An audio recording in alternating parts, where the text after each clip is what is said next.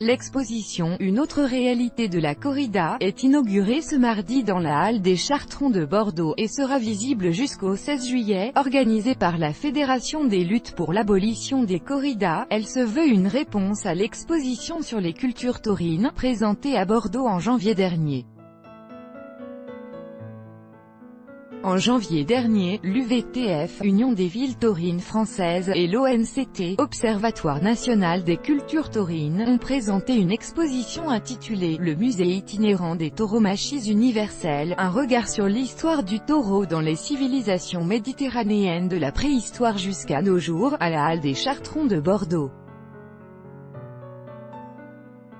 Attention! En raison de la demi-finale de la Coupe du monde de football, inattendue avec la France, que certains voudront voir, dans la mesure où la salle sera ouverte toute la journée du 10 juillet, vous pourrez venir à 17 h, par exemple, au lieu de 19 h.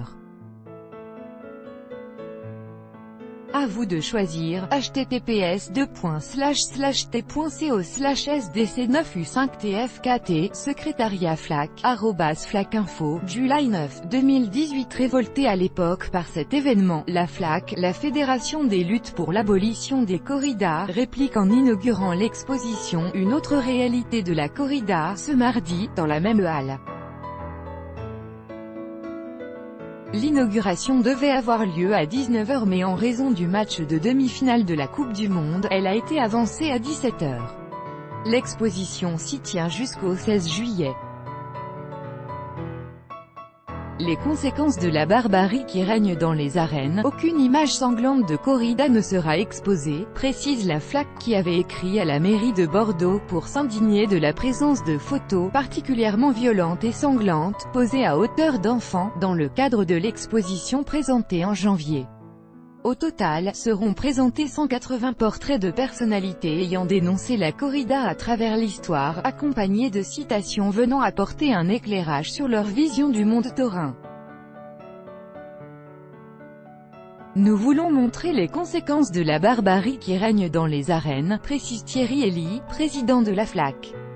On y montre également des instruments de torture. Cette exposition, impensable il y a quelques années, estime le président de la FLAC, est notamment rendue possible par la mise à disposition de la halle par la mairie de Bordeaux, qui annonce l'événement dans son agenda. Les esprits évoluent, se félicite-t-il. On ne veut pas délivrer un message agressif mais montrer la face cachée de la corrida. Une conférence-débat aura lieu ce mardi soir en présence de différentes personnalités dont 2 députés LREM, Samantha Cazbonne et Claire Aupetit, des artistes comme Francis Lalanne, Sandrine et André Joseph Bouglione, et Hubert Montagnier, professeur psychophysiologiste et ancien directeur de recherche à l'INSERM. L'exposition ne se tient pas par hasard à Bordeaux, qui héberge 14 clubs taurins. Et la FLAC espère pouvoir la présenter prochainement dans d'autres villes connues pour leur culture taurine comme Bayonne ou Nîmes par exemple.